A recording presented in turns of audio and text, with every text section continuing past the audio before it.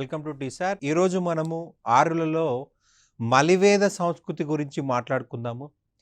Already మనము ఆర్యుల యొక్క సాహిత్యం నేర్చుకున్నాము, తొలివేద సంస్కృతి నేర్చుకున్నాము. ఇప్పుడు మలివేద సంస్కృతి చూసినట్టయితే క్రీస్తుపూర్వం 1000వ సంవత్సరంలో ప్రారంభమైంది. రైట్. మరియు అది 600 BC వరకు కొనసాగిందని చెప్పాల్సి ఉంటుంది. రైట్. మలివేద సంస్కృతి తొలివేద కాల పరిస్థితులన్నీ కూడా తారుమారైపోయిన కాలం ఇది. తొలివేద కాలంలో ప్రజలు సింధు మైదానంలో ఉంటే మలివేద కాలంకి వచ్చేసరికి గంగా యమునా నదిని దాటి వింధ్యా పర్వతాల వరకు కూడా వచ్చేసారు. ఈవెన్ సౌత్ ఇండియా వైపు కూడా వెళ్ళడం జరిగింది. రైట్. తూర్పు దిక్కుగా ప్రయాణం చేశారు. మనకి వైదేగ మాధవ అనే వ్యక్తి సహాయంతో తూర్పు దిశగా ప్రయాణం చేసి సధానిరా అనే నది వరకు వెళ్ళడం జరిగింది. ఆ సధానిరా నదినే మనం ఇప్పుడు గండక్ అంటున్నాము. ఆ నది ప్రస్తుతం మనకు బీహార్ రాష్ట్రంలో ఉంది. అంటే ఆర్యులు పాకిస్తాన్ ప్రాంతం నుంచి బీహార్ ప్రాంతం వరకు వలస రావడం జరిగింది. రైట్. ఈ మాధవుడు అనేవాడు విదేహ రాజ్యాన్ని పరిపాలించడం వల్ల విదేహ మాధవ లేదా వైదేగ మాధవ అన్నారు.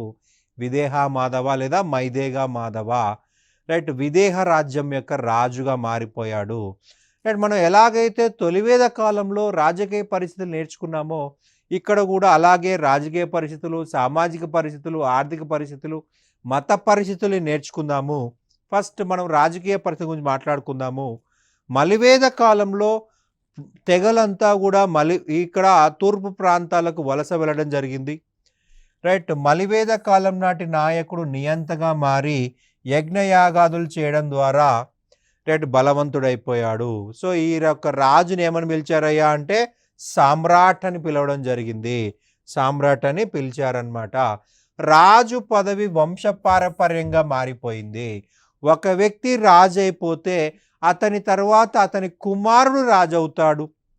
అతను చనిపోతే అతని కుమారుడు రాజు అయిపోతాడు. దాన్నే వంశపారపర్యం అంటున్నాము. రాచరికం అనేది ఏర్పడింది.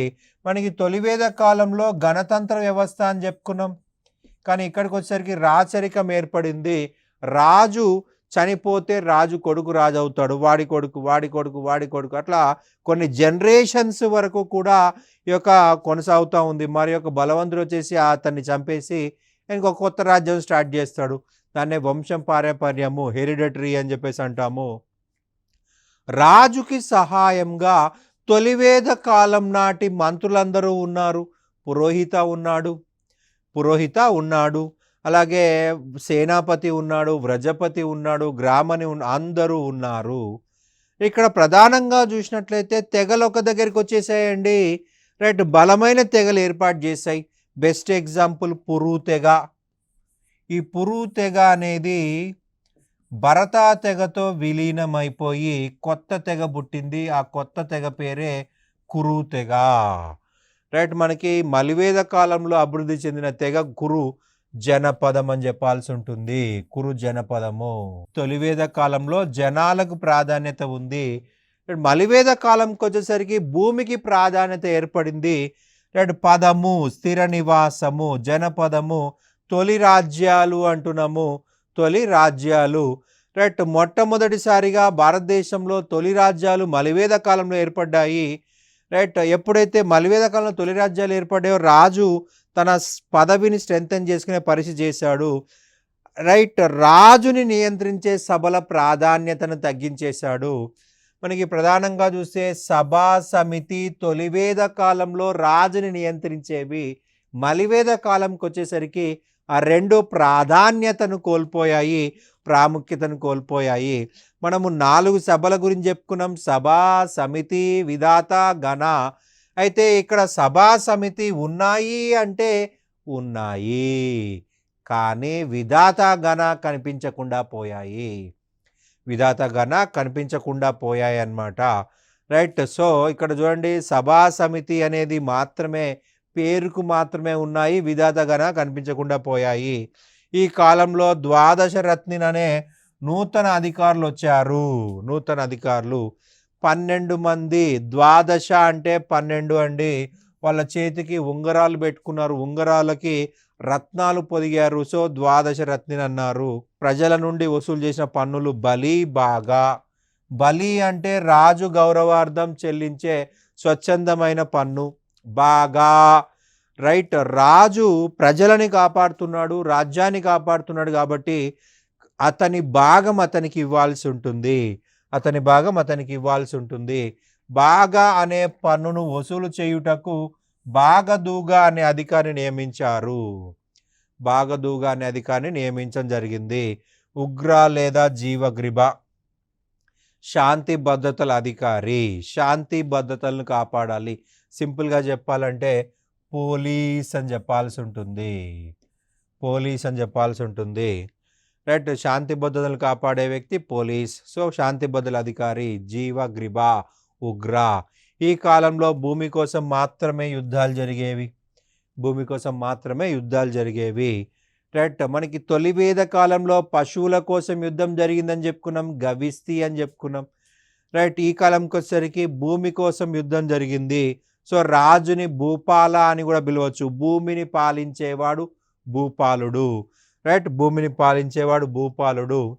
మనకి ప్రధానంగా చూసినట్లయితే సంగ్రహితి అనే మరి ఒక అధికారి వచ్చాడు. బాగదూగా వసూలు చేసిన పన్నును ఒకరోజే తినలేరు కదా, ఒకరోజే వాళ్ళు యూజ్ చేసుకోలేరు కదా, భవిష్యత్తు మొత్తం యూజ్ చేసుకోవాలి. రైట్. సంగ్రహితి, కోశాధికారి. ఒకే రోజు పూర్తిగా తినలేరు కాబట్టి దాన్ని కొద్ది కొద్దిగా ఉపయోగించుకోవడం కోసం కోశాధికారి పెట్టారు. అలాగే మద్య, మసి, తగాదాలు తీర్చేవాడు. సింపుల్గా చెప్పాలంటే న్యాయమూర్తి. న్యాయమూర్తి, మధ్యవర్తి లేదా తగాదాలు తీర్చేవాడు. జడ్జ్ అని చెప్పుకోవచ్చు. జడ్జ్ అని చెప్పుకోవచ్చు. ఈ కాలంలో మనకి బెస్ట్ ఎగ్జాంపుల్ అంటే మహాభారత యుద్ధం. కౌరవులు, పాండవులు భూమి కోసం, రాజ్యం కోసం యుద్ధం చేశారు. కౌరవులు, పాండవులు రాజ్యం కోసం యుద్ధం చేయడం జరిగింది. రైట్. తెగలు ఒక్క దగ్గరికి వచ్చి బలమైన తెగలు ఏర్పాటు చేసి రైట్ జనపదాలు ఏర్పాటు చేయడం జరిగింది. వారసత్వం అయిపోయింది. రాజుకి అత్యధిక బలం ఏర్పడింది. రైట్. రాజు ఇక్కడ సైన్యాన్ని నిర్వహించాడు. రాజు యుద్ధానికి సైన్యము. రైట్. సిద్ధ సైన్యం అనేది ఏర్పడింది. మనం తొలివేద కాలంలో ఏం చెప్పుకున్నాము? తెగలోని పురుషులందరూ యుద్ధానికి వెళ్ళాల్సిందే. రైట్. కానీ ఇక్కడ ఏమైందంటే సైన్యానికి ప్రత్యేకత వచ్చేసింది. సిద్ధ సైన్యాన్ని ఏర్పాటు చేయడం జరిగింది. ఇక నెక్స్ట్ సమాజ పరిస్థితులు లేదా సామాజిక పరిస్థితులు. మలివేద కాలం నాటి సమాజం చూసినట్లయితే ఇక్కడ కూడా మనకి పితృస్వామిక వ్యవస్థ కనిపిస్తుంది. కానీ అసమానతలు ప్రారంభమైపోయాయి. అనేక అసమానతలు మొదలైపోయాయి. సమాజంలో మూఢాచారాలు, మత విశ్వాసాలు ప్రారంభమైపోయాయి. అందులో ముఖ్యంగా బాల్య వివాహాలు. మనకి ఋగ్వేదం ప్రకారం చూసినట్లయితే 16 లేదా 17 సంవత్సరాలు దాటిన తర్వాతే పెళ్లి చేయాలి. కానీ మలివేద కాలంకి వచ్చేసరికి ఈ నిబంధనపై ఎవరు పట్టించుకోలేదు. బాల్య వివాహాలు చేశారు. పుట్టగానే పెళ్లి చేశారు. 3 సంవత్సరాలు పెళ్లి చేశారు. 5 సంవత్సరాలు పెళ్లి, అంత చిన్న పిల్లలకి వివాహాలు చేశారు. సతీ సహగమనము ప్రారంభమైనది. బాల్య వివాహాలు ప్రారంభమయ్యాయి. సతీ సహగమనం ప్రారంభమైంది. భర్త చచ్చిపోయిన తర్వాత భర్త శరీరంతో పాటు చితిమంటలో దూకి మరణించాల్సిందే. రైట్. బాల్య వివాహాలు ప్రారంభమయ్యాయి. సతీ సహగమనం ప్రారంభమైంది. రైట్. వితంతు పునర్వివాహం రద్దయింది. రైట్. మహిళలు తమ స్వేచ్ఛను కోల్పోవడం జరిగింది. స్వేచ్ఛను కోల్పోయి కుటుంబానికి పరిమితమైపోయారు.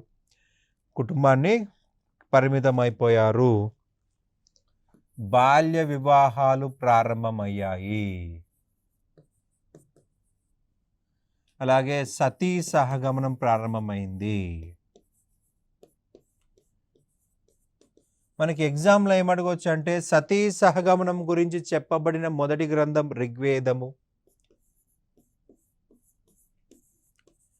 కానీ ఋగ్వేద కాలంలో ఈ యొక్క సతీ సహగమనం అమలులో లేదు. మలివేద కాలంలో మాత్రమే అమల్లో వచ్చింది. భర్త చనిపోయిన తర్వాత భర్త శరీరంతో పాటు చితిమంటలో దూకి చనిపోవాల్సిందే. దాన్నే సతీ సహగమనం అంటున్నాము. మహిళ తన హక్కులను కోల్పోవడం జరిగింది. నియోగా పద్ధతి రద్దయింది. నియోగ అంటే ఏం చెప్పుకున్నామండి? తొలివేద కాలంలో భర్త చనిపోయిన తర్వాత భర్త యొక్క సోదరుని పెళ్లి చేసుకోవడం, అది కూడా ఒక కండిషన్ మేరకు, పిల్లలు లేకపోతే. కానీ ఇక్కడ అటువంటి కండిషనే లేదు, అసలు పునర్వివాహాలే లేవు. నియోగ పద్ధతి కూడా రద్దయిపోయింది. వితంతు పునర్వివాహం అనేది లేదు. రైట్, నియోగ పద్ధతి కూడా లేదు. రైట్, నియోగ పద్ధతి రద్దయింది. మనకి ఉన్నత కులాల వారి హక్కులున్నాయి, తక్కువ కులాల వారి హక్కులు రద్దయిపోయాయి. అనులోమ కులాంతర వివాహ పద్ధతి మరియు బహుభార్యాత్వం ఉంది. మనకి ఉన్నత కులాల వాళ్ళ యొక్క హక్కు అనులోమ కులాంతర వివాహ పద్ధతి. ఉన్నత వర్ణానికి చెందిన పురుషుడు, బ్రాహ్మణ, క్షత్రియ, వైశ్య, తక్కువ వర్ణానికి చెందిన వాళ్ళని పెళ్లి చేసుకోవచ్చు. బ్రాహ్మణ పురుషుడు క్షత్రియ మహిళను కానీ, వైశ్య మహిళను కానీ, శూద్ర మహిళను పెళ్లి చేసుకోవచ్చు. క్షత్రియ పురుషుడు వైశ్య మహిళను కానీ, శూద్ర మహిళను పెళ్లి చేసుకోవచ్చు. వైశ్య పురుషుడు శూద్ర మహిళను పెళ్లి చేసుకోవచ్చు. దాన్ని అనులోమ కులాంతర వివాహ పద్ధతి అంటున్నాం. పైనుంచి కిందికి రావడం ఉంది. బహుభార్యత్వం, ఒకరికంటే ఎక్కువ మంది మహిళల్ని పెళ్లి చేసుకోవడం ఉంది. విలోమ లేదా ప్రతిలోమ వివాహ పద్ధతి మరియు బహుభర్తృత్వం రద్దయిపోయాయి. మనకి అనులోమ కులాంతర వివాహ పద్ధతి ఉన్నత కులాల వాళ్ళ హక్కు అయితే, విలోమ లేదా ప్రతిలోమ కులాంతర వివాహ పద్ధతి రైట్ తక్కువ కులం వాళ్ళ హక్కు. కానీ ఇక్కడ ఎక్కువ కులం వాళ్ళ హక్కు ఉంచారు, తక్కువ కులం వాళ్ళ హక్కు రద్దు చేశారు. రైట్, బహుభార్యాత్వం పురుషుడి హక్కు అయితే, బహుభర్తృత్వం మహిళ హక్కు. పురుషుడి హక్కు కొనసాగించారు, మహిళ హక్కు తగ్గించేశారు. మహిళ హక్కు రద్దు చేయబడింది. మహిళలకు హక్కులు లేకుండా పోయాయి. రైట్, మహిళలకు శూద్రులకు చదువుకునే అవకాశం లేదు. ప్రతిలోమ వివాహం చేసుకున్న వారి సంతానాన్ని చండాల అని, నిషాద మరియు కిరాతక అని అన్నారు. ఫర్ ఎగ్జాంపుల్, బ్రాహ్మణ మహిళను శూద్ర పురుషుడు పెళ్లి చేసుకుంటే వాళ్ళ సంతానాన్ని సమాజం నుంచి బహిష్కరించి చండాల అన్నారు. చండాల అంటే ఇల్లీగల్ మ్యారేజ్ ద్వారా పుట్టినవాడు. ప్రతిలోమ వివాహ పద్ధతిని చట్ట వ్యతిరేక వివాహం అన్నారు. ప్రతిలోమ వివాహ పద్ధతిని అలా పుట్టిన వాళ్ళను చండాల అన్నారు. చండాల అంటే చట్ట వ్యతిరేకంగా జరిగిన పెళ్లి వల్ల పుట్టినవాడు అని అర్థము. సో సమాజం నుంచి బహిష్కరించబడ్డారు. అలా బహిష్కరించబడ్డ వాళ్ళే అంటరాని వాళ్ళనమాట. అంటే మనకి మలివేద కాలంలో తొలిసారిగా అంటరానితనం ప్రారంభమైంది. కుల భోజనాలు ప్రారంభమయ్యాయి. మనం తొలివేద కాలంలో ఏం చెప్పాము? సామూహిక భోజనాలు ఉన్నాయని చెప్పుకున్నాం. తొలివేద కాలంలో సామూహిక భోజనాలు ఉన్నాయన్నాము. కానీ ఇక్కడ సామూహిక భోజనాలు రద్దయిపోయి కుల భోజనాలు ప్రారంభమయ్యాయి.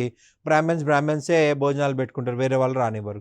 క్షత్రియ అనే, వైశ్య అనే, శూద్ర అనే, ఏ వర్గం వాళ్ళు వారిని మాత్రమే పిలుస్తారు, వేరే వాళ్ళని పిలవరు. కుల భోజనాలు ప్రారంభమయ్యాయి. అంటరానితనం ప్రారంభమైంది. వివక్షతలు ప్రారంభమయ్యాయి. విద్య అనేది మహిళలకు, శూద్రులకు నిరాకరించబడింది. మనకి ప్రధానంగా చూసినట్లయితే ఐతరేయ బ్రాహ్మణం అనేది 800 BCలో రాయబడింది. ఇందులో ఏం రాయబడిందయ్యా అంటే, కుటుంబం యొక్క దురవస్థలకు మూలము కూతురే. కొడుకు మాత్రమే కుటుంబం యొక్క సమస్యల నుంచి బయటపడేయగలడు అని చెప్పేసి ఐతరేయ బ్రాహ్మణంలో రాయబడి ఉంది. రైట్, అంటే మహిళా వివక్షత గురించి చెప్పిన గ్రంథము అంటే ఐతరేయ బ్రాహ్మణము. ఇక్కడ మహిళను తగ్గిస్తూ పురుషుణ్ణి రైట్ పెంచడం జరిగింది ఈ యొక్క ఐతరేయ బ్రాహ్మణంలో. ఆశ్రమ వ్యవస్థ జాబాలో ఉపనిషత్తులో 4 ఆశ్రమాలు ఉన్నాయి అని చెప్పుకున్నాము. రైట్, బ్రహ్మచర్య ఆశ్రమము, గృహస్థ ఆశ్రమము, వానప్రస్థ ఆశ్రమము, అలాగే సన్యాసాశ్రమము. ఇవి ఉన్నత కులాల వారికే, తక్కువ కులాల వారికి లేవు. మనకి చాందోగోపనిషత్తు చూసినట్లయితే ఈ చాందోగోపనిషత్తులో తొలి 3 ఆశ్రమాల గురించి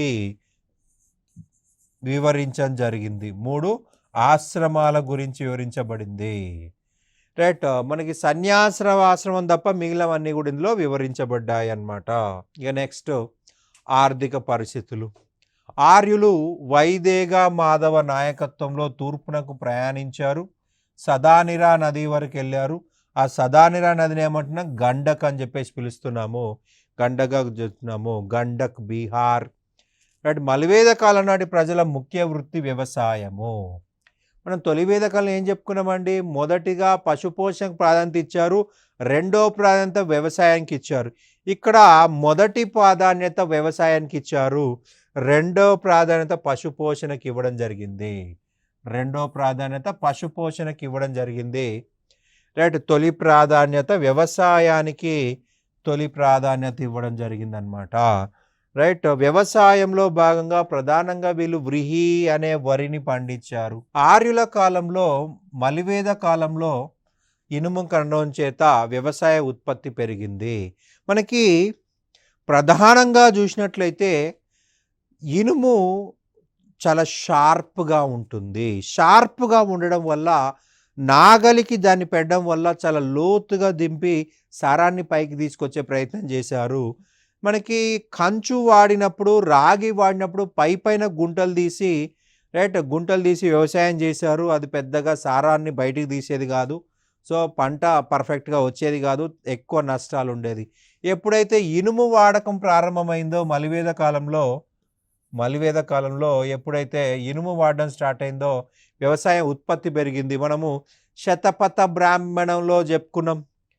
శతపథ బ్రాహ్మణము ఇనుము సంబంధించినటువంటి యజ్ఞయాగాల గురించి, ఇనుము వాడకం గురించి మనకి శతపథ బ్రాహ్మణంలో ఉంది అని చెప్పుకున్నాం. ఇనుము వాడకం, అలాగే వ్యవసాయం సంబంధించి యజ్ఞయాగాల గురించి కూడా శతపథ బ్రాహ్మణంలో ఉంది.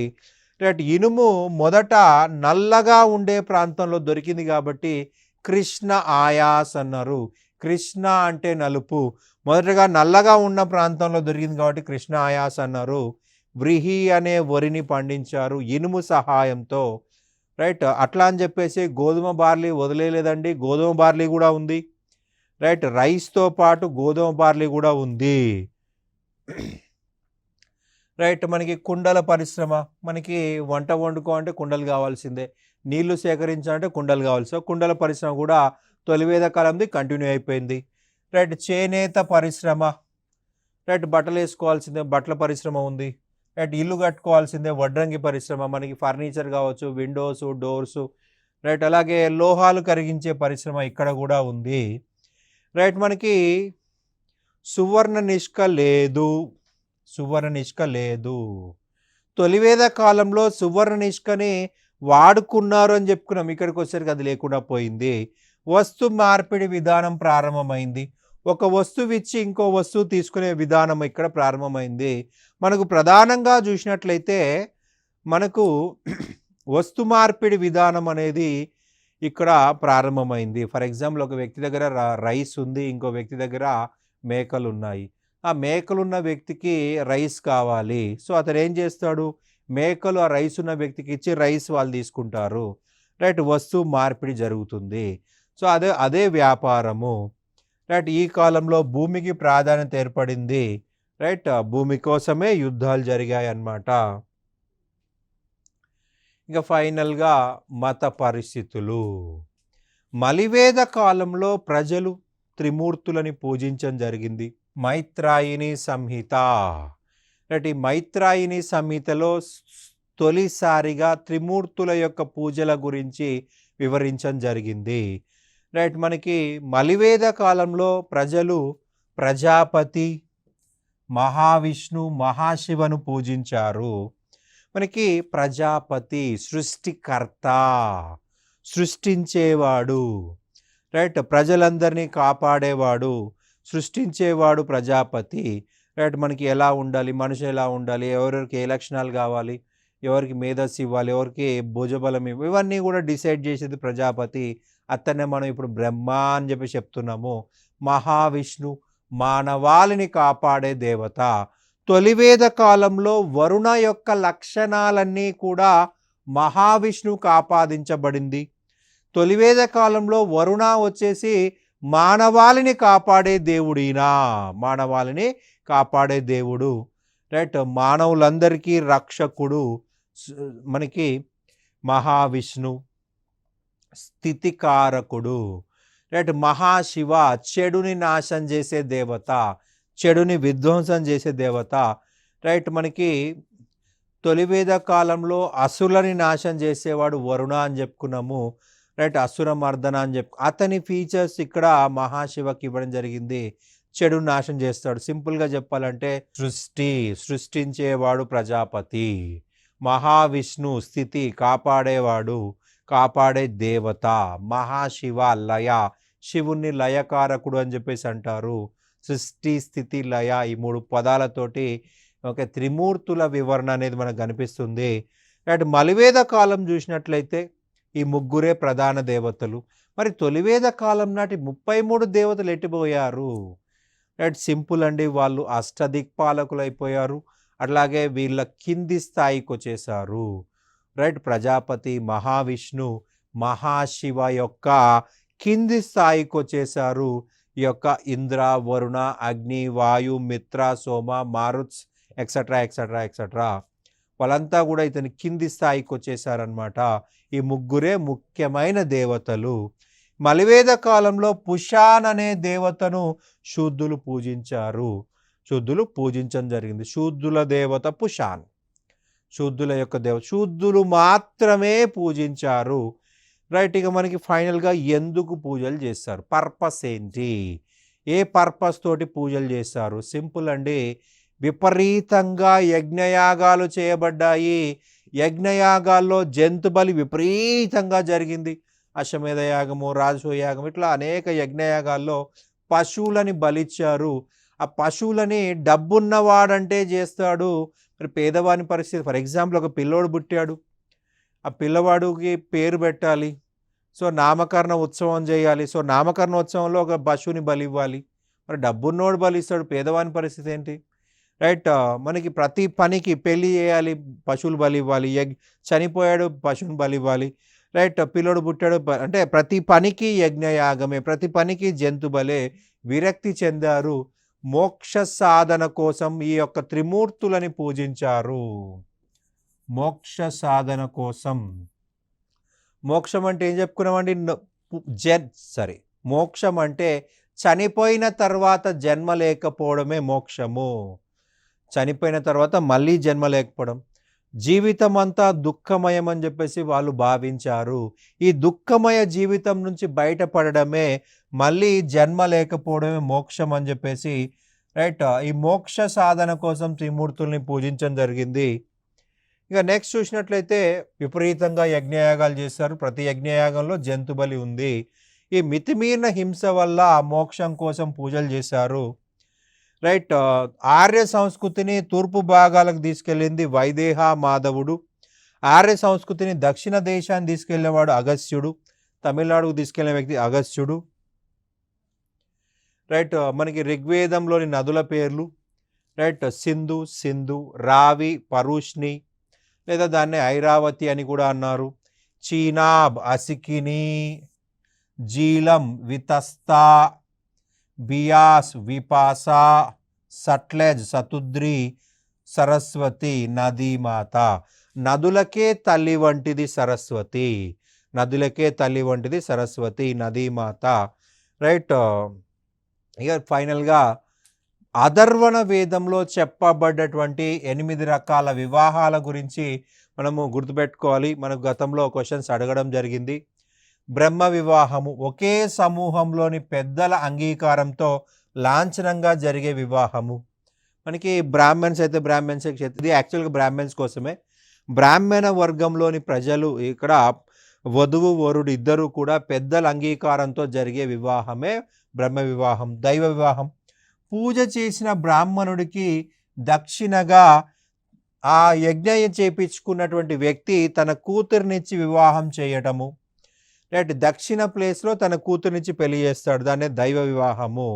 ప్రజాపత్య వివాహం వరకట్నం కానీ కన్యాశుల్కం కానీ లేకుండా పెళ్లి చేసుకోవడం, రైట్, అబ్బాయి కట్నం కానీ అమ్మాయి కట్నం కానీ లేకుండా పెళ్లి చేసుకోవడము. ఇక నెక్స్ట్ ఆర్ష వివాహం, గోవును లేదా ఎద్దును వధువు తండ్రికి ఇచ్చి వధువును పెళ్లి చేసుకోవడము ఆర్ష వివాహము, ఆర్ష వివాహము. నెక్స్ట్ చూసినట్లయితే గాంధర్వ వివాహము, ప్రేమ వివాహము, పెద్దల సంబంధం లేకుండా చేసుకునే ప్రేమ వివాహము. అబ్బాయికి అమ్మాయికి ఇష్టం, ఉంగరాలు మారిస్తే పెళ్ళైపోతుంది. మనకి ఈ 5వది క్షత్రియుల కోసము, క్షత్రియుల కోసము మొదటి 4 బ్రాహ్మణులకు మాత్రమే, మొదటి 4 బ్రాహ్మణులకు మాత్రమే, 5వది క్షత్రియులకు మాత్రమే. మనకి ప్రజెంట్ ఎంగేజ్మెంట్ అని చేస్తున్నారు, ఎంగేజ్మెంట్లో ఉంగరాలు మారుస్తున్నారు అంటే అది వివాహం అయిపోయినట్లే, రైట్. అది యాక్చువల్గా గంధర్వ వివాహము, క్షత్రియులకు మాత్రమే, కానీ ఇప్పుడు అందరూ చేసుకుంటున్నారు. అసుర వివాహం అనగా అని చెప్పేసి ఎగ్జామ్లు అడగడం జరిగింది. వధువును కొనుగోలు చేసి వివాహం చేసుకోవడం, రైట్, కన్యాశుల్కము, కన్యాశుల్కము వధువుని కొనుగోలు చేసి, ఇది మనకు వైశ్యులకు మాత్రమే. రాక్షస వివాహం, అమ్మాయికి ఇష్టమే అబ్బాయికి ఇష్టమే, కానీ అమ్మాయి తల్లిదండ్రులకు ఇష్టం లేదు, అబ్బాయి తల్లిదండ్రులకు ఇష్టం లేదు, సో వాళ్ళిద్దరూ లేచిపోయి పెళ్లి చేసుకుంటారు. అబ్బాయికి ఇష్టమే అమ్మాయికి ఇష్టమే, కానీ వాళ్ళ తల్లిదండ్రులకు ఇష్టం లేదు, సో లేచిపోయి పెళ్లి చేసుకోవడమే రాక్షస వివాహము. ఇక 8వది పైశాచిక వివాహము, నిద్రలో ఉన్న స్త్రీని లేదా మతిస్థిమితం లేని మహిళను తన ఇష్టం లేకుండా వివాహం చేసుకోవడము, తనకి ఇష్టం లేకుండా వివాహం మహిళ అనుమతి లేకుండా పెళ్లి చేసుకునే విధానము. అథర్వణ వేదంలో ఈ 8 వివాహాల గురించి వివరించడం జరిగింది, రైట్. ఇది మనకు ఈ యొక్క మలివేద సంస్కృతి యొక్క వివిధ విధానాలు అన్నమాట. మలివేద కాలంలో ఉన్నటువంటి వివిధ పరిస్థితుల గురించి ఇలా డిస్కస్ చేసుకున్నాము, రైట్. ఇవి మనకు ఖచ్చితంగా గత ఎగ్జామ్స్ రిపీటెడ్గా వస్తున్నాయి, so we have to carefully చదవాల్సి ఉంటుంది, రైట్. Thank you.